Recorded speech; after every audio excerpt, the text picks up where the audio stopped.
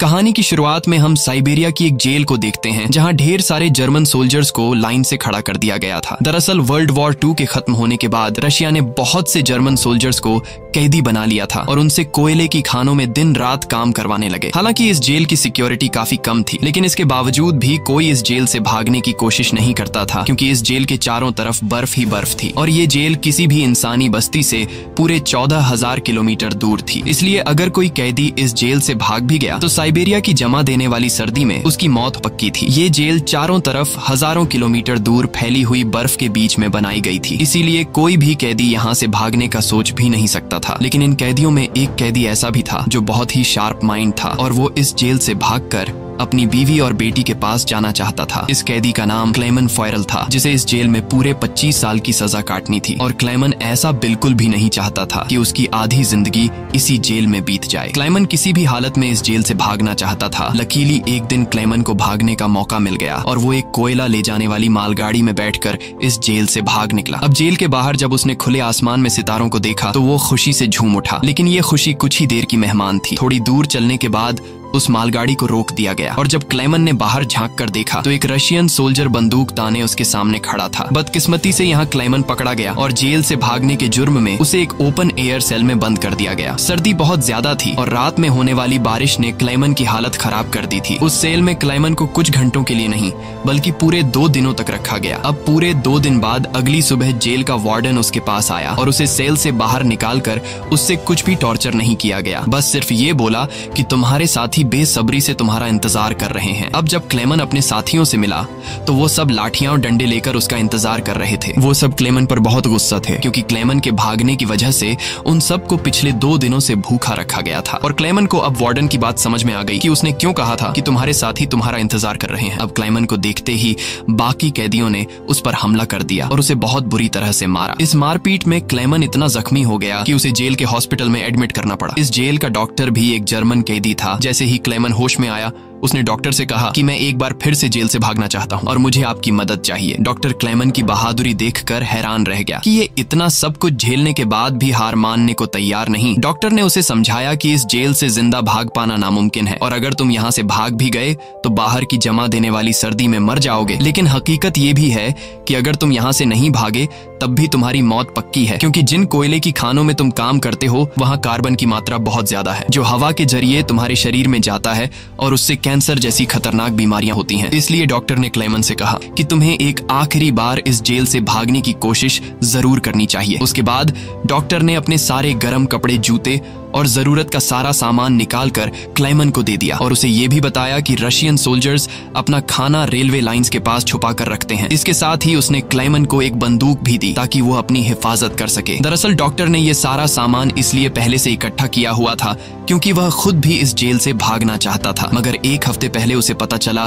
कि वह कैंसर का मरीज है और उसके पास 1 महीने से ज्यादा वक्त नहीं है। अब उसने क्लेमन को एक लंच बॉक्स दिया और कहा कि अगर तुम जिंदा बच गए तो मेरी फैमिली तक ये लंच बॉक्स पहुंचा देना और कहना कि मैं इस दुनिया में अब नहीं रहा। यहाँ एक बार फिर से रात के अंधेरे में क्लेमन दोबारा भाग निकला और इस बार उसने मालगाड़ी की बजाय पैदल चलने का फैसला किया। वो पूरी रात पैदल चलने के बाद सुबह भी चलता रहता है क्योंकि उसे डर रहता है कि कहीं रशियन सोल्जर उसे पकड़ न लें। अब जब सुबह वार्डन को पता चला कि क्लेमन जेल से फरार हो चुका है तो वो सीधा डॉक्टर से पूछताछ करने उसके कमरे में पहुंचा, लेकिन उसके पहुंचने से पहले ही डॉक्टर ने अपनी जान ले ली थी क्योंकि उसे पता था कि क्लेमन के भागने की खबर सुनने के बाद वार्डन मुझे बहुत तड़पा कर मारेगा। इसके बाद वार्डन ने कई रशिया सिपाहियों को क्लेमन की तलाश में भेजा और उसे जिंदा पकड़कर वापस लाने का हुक्म दिया, लेकिन कई दिनों की तलाश के बाद भी उसे क्लेमन का कोई पता न चल सका। क्लेमन की खुशकिस्मती ये थी कि बर्फबारी स्टार्ट होने की वजह से उसके पैरों के निशान मिटते जा रहे थे, जिससे क्लेमन को ढूंढना मुश्किल पड़ रहा था। अब सबको लगने लगा कि क्लेमन इस सर्दी में जमकर मर चुका होगा, मगर वार्डन मानने को तैयार नहीं था क्योंकि वार्डन जानता था कि क्लेमन बहुत स्ट्रॉन्ग है और वो इतनी आसानी से हार नहीं मानेगा, इसलिए उसने तलाश जारी रखने का हुक्म दिया। वहीं दूसरी तरफ हम क्लेमन को देखते हैं जो पूरे जोश के साथ बर्फीले तूफान को पार करते हुए आगे बढ़ रहा था। जेल से भागने के 9 दिन बाद उसे अचानक कुत्तों के भौंकने की आवाज सुनाई दी और जैसे ही वो पीछे मुड़ा उसने एक स्लेज को अपनी तरफ आते देखा। उससे पहले कि वो भागता वो स्लेज उसके पास आ गई और उस पर चढ़ती हुई आगे निकल गई। तभी क्लेमन की आंख खुल गई और उसे पता चला कि वो सिर्फ सपना देख रहा था। दरअसल क्लेमन पिछले 9 दिनों से पैदल चल रहा था और अब उसका खाना भी खत्म हो चुका था। भूख और थकान की वजह से उसका आगे बढ़ना मुश्किल हो गया था, लेकिन इसके बावजूद क्लेमन ने हार नहीं मानी और जैसे तैसे चलता रहा। कुछ दिनों के बाद उसका जिस्म भी जवाब दे गया और वो भूख से बेहोश हो गया। अब कुछ घंटों बाद जब उसे होश आया, उसने अपने आसपास एक अजीब सी आवाज सुनी। तभी उसने एक सील को देखा और ये देखते ही उसकी आंखें चमक उठी। उसने फौरन अपनी बंदूक निकाली और पूरी ताकत के साथ निशाना लगाने की कोशिश की, लेकिन थकान और कमजोरी की वजह से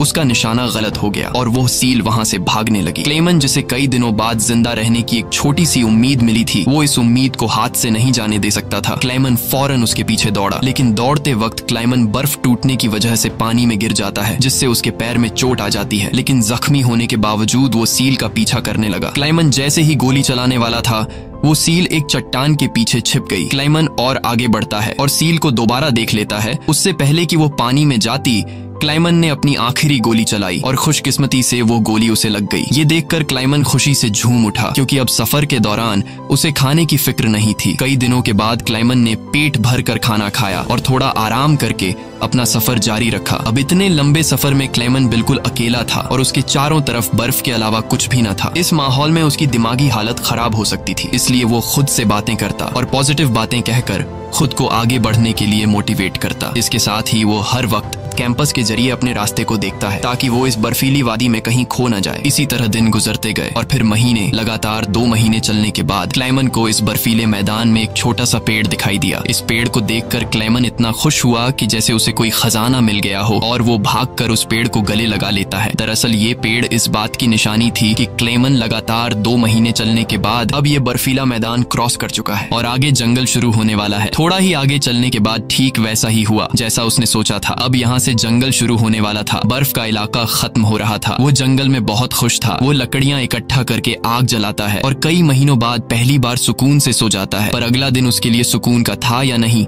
ये कोई नहीं जानता। दूसरी तरफ हम वार्डन को देखते हैं, जो अब भी क्लेमन की तलाश में था और उसने अपनी सर्च पार्टी को हुक्म दिया कि वो 500 किलोमीटर के दायरे में क्लेमन की तलाश करें। वहीं क्लेमन एक जंगल से होता हुआ आगे बढ़ रहा था कि अचानक वहां एक बर्फीला तूफान आ गया। ये तूफान इतना तेज था कि बड़े बड़े पेड़ भी जमीन से उखड़कर गिरने लगे। क्लेमन जैसे ही आगे बढ़ने की कोशिश करता है, एक बड़ा सा पेड़ सीधा उस पर गिर जाता है। क्लेमन की किस्मत अच्छी थी कि शाम में 2 आदमी यहाँ से गुजरे जो सोने की तलाश में थे। उन्होंने क्लेमन को देख लिया और वक्त पर उसकी जान बचा ली। उसके बाद ये तीनों एक साथ आगे बढ़े और कई दिनों के सफर के बाद बर्फीले मैदान से बाहर निकल आए। रास्ते में उन्हें एक दरिया मिला, जिसे पार करने के लिए उन्होंने लकड़ी की एक कश्ती बनाई। दरिया पार करते वक्त वह आपस में बातें करने लगे और एक दूसरे को बचपन के किस्से सुनाने लगे। लेकिन इसी बीच दरिया का बहाव तेज हो गया और कश्ती काबू से बाहर होने लगी। ऐसे में एक साथी का तवाजुन बिगड़ गया और वह सीधा पानी में जा गिरा।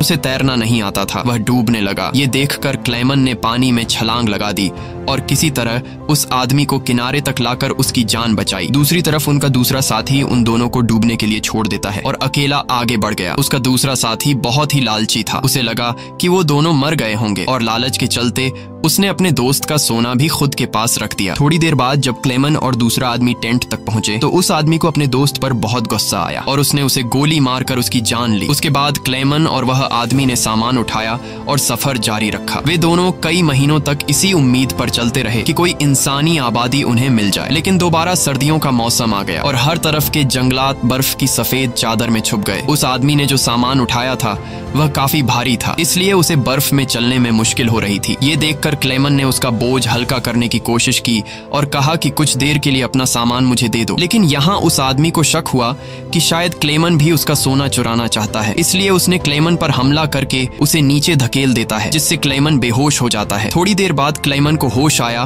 तो उसने देखा कि भेड़ियों का एक झुंड उसकी तरफ आ रहा है।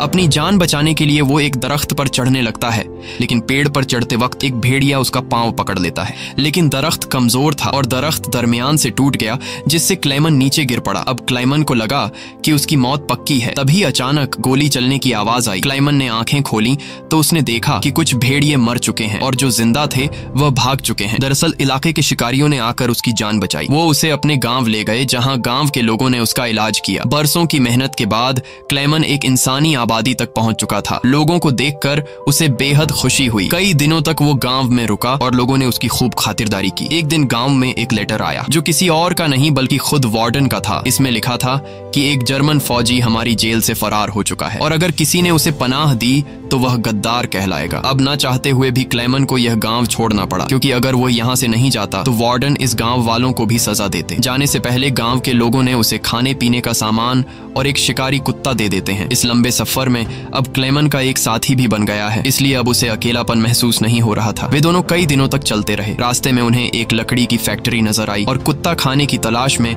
उसकी तरफ दौड़ा। अब क्लेमन अपने कुत्ते को बचाने के लिए मिल के अंदर गया। वहां वर्करों ने क्लेमन को पहचान लिया और उसे मालिक के पास ले गए। वहां जाकर क्लेमन ने मालिक को अपनी पूरी कहानी सुनाई, जिससे सबको क्लेमन पर तरस आया। उन्होंने उसे खाना खिलाया और जर्मनी जाने वाली ट्रेन में बिठा दिया। क्लेमन खुश था कि वह जल्द अपने घर पहुंच जाएगा, लेकिन वो नहीं जानता था कि मिल के मालिक ने उसकी खबर वार्डन को दे दी है। अब वार्डन अपने सिपाहियों के साथ स्टेशन पर उसका इंतजार कर रहा था, लेकिन स्टेशन पहुंचने से पहले क्लेमन ने दूर से रशियन सोल्जर्स को देख लिया और मौका मिलते ही ट्रेन से कूदकर भाग निकला। मगर बदकिस्मती से रशियन सिपाहियों ने उसे देख लिया और उसका पीछा करने लगे। क्लेमन ने जल्दी से पटरियां पार की, लेकिन अचानक न जाने वार्डन कहां से सामने आ गया। ये देखकर क्लेमन का दिल घबरा गया, क्योंकि अब उसे लगा कि उसकी बरसों की मेहनत जाया हो गई। अब इससे पहले कि वार्डन उसे गिरफ्तार करता, क्लेमन के कुत्ते ने वार्डन पर हमला करके उसे काट लिया और यूं एक बार फिर से क्लेमन को भागने का मौका मिल गया और वह पूरी जान लगाकर यहाँ से भागने लगा। लेकिन तभी उसे गोली चलने की आवाज आई और जब उसने पीछे मुड़कर देखा तो उसने अपने कुत्ते को मरा हुआ देखा। ये देखकर क्लेमन को काफी दुख हुआ, लेकिन इसके बावजूद भी वो रुका नहीं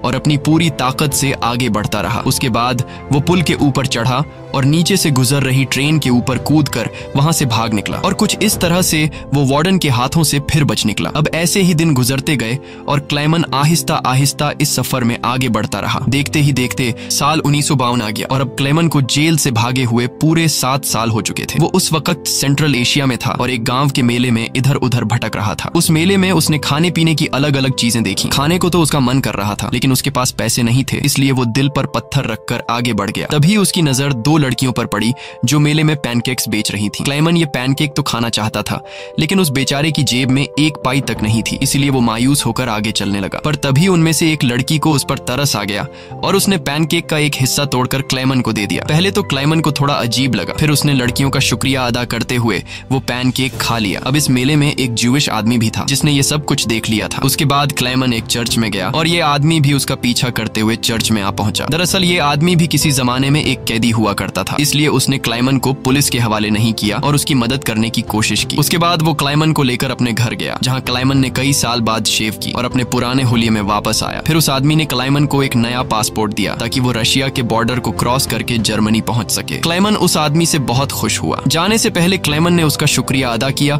और रशिया और जर्मनी की बॉर्डर की तरफ निकल पड़ा। कुछ हफ्ते बाद क्लेमन रशिया के बॉर्डर तक पहुंच गया और वहां मौजूद रशियन सिपाही को अपना पासपोर्ट दिखाया। यहाँ क्लेमन को यह डर था कि कहीं वो सिपाही उसे पहचान न ले या उसका जाली पासपोर्ट पकड़ा न जाए, लेकिन खुशकिस्मती से ऐसा कुछ नहीं हुआ और सिपाही ने क्लेमन को बॉर्डर पार करने की इजाजत दे दी। अब ये देखकर क्लेमन को इतनी खुशी हुई कि वो चाहकर भी अपनी हंसी नहीं रोक पाया। अब फाइनली वो उस पुल पर आ गया जिसे पार करते ही वो अपने मुल्क जर्मनी में पहुंच जाएगा। पर जैसे ही वो आधे रास्ते तक पहुंचा, उसकी आंखों पर एक तेज रोशनी पड़ी और जब उसने आंखें खोली तो उसने वार्डन को अपने सामने पाया। अब जब क्लेमन ने पीछे मुड़कर देखा तो वो अभी भी रशिया की जमीन पर था और इसका मतलब ये था कि वार्डन अब भी उसे गिरफ्तार कर सकता है। अब यहाँ क्लेमन का दिल टूट गया, क्योंकि उसके इतने सालों की मेहनत अब मिट्टी में मिलने वाली थी। लेकिन तभी कुछ ऐसा हुआ जिसकी उम्मीद खुद क्लेमन को भी नहीं थी। यहाँ वार्डन ने उसका रास्ता छोड़ दिया और उसे आगे जाने की इजाजत दे दी। अब पहले तो क्लेमन को यकीन नहीं हुआ, पर फिर भी वो हिम्मत करके आगे बढ़ा। दरअसल वार्डन क्लेमन के जिंदा रहने के जज्बे और उसकी बहादुरी को देखकर उससे काफी इंस्पायर हुआ, इसलिए उसने क्लेमन को गिरफ्तार नहीं किया और उसे अपने मुल्क वापस जाने दिया। और तभी वार्डन उससे ये कहता है, ये लड़ाई बस दो सोल्जर्स के बीच थी, एक मैं और एक तुम, और इसे तुम जीत गए। जाओ अपनी जिंदगी जी लो। अब फाइनली क्लाइमन ने उस बॉर्डर को पार किया और अपने देश जर्मनी पहुंच गया। इसके बाद वो अपने घर के करीब पहुंचा जहां उसने अपनी बेटी और बीवी को देखा। अब थोड़ी देर बाद वो दोनों चर्च जाने के लिए घर से निकलती हैं तो क्लेमन भी उनका पीछा करता हुआ चर्च में आ गया। हालांकि क्लेमन ने अभी तक अपनी बेटी को आवाज नहीं दी थी क्योंकि उसे उम्मीद थी कि एक दिन जरूर उसके पिता आएंगे। जब उसकी बेटी ने पीछे मुड़कर देखा तो उसने अपने पिता को पहचान लिया और दौड़कर अपने पिता को गले से लगा लिया। अब इतने सालों बाद क्लेमन को जिंदा देखकर उसकी वाइफ की खुशी का तो कोई ठिकाना नहीं था। फाइनली उन तीनों ने एक दूसरे को गले लगाया और इसी के साथ सच्ची कहानी पर बनाई गई ये फिल्म यहाँ पर खत्म हो गई। उम्मीद है आपको आज की कहानी पसंद आई हो। अगर आपको ये वीडियो अच्छी लगी हो तो इसे लाइक कर देना और चैनल को सब्सक्राइब कर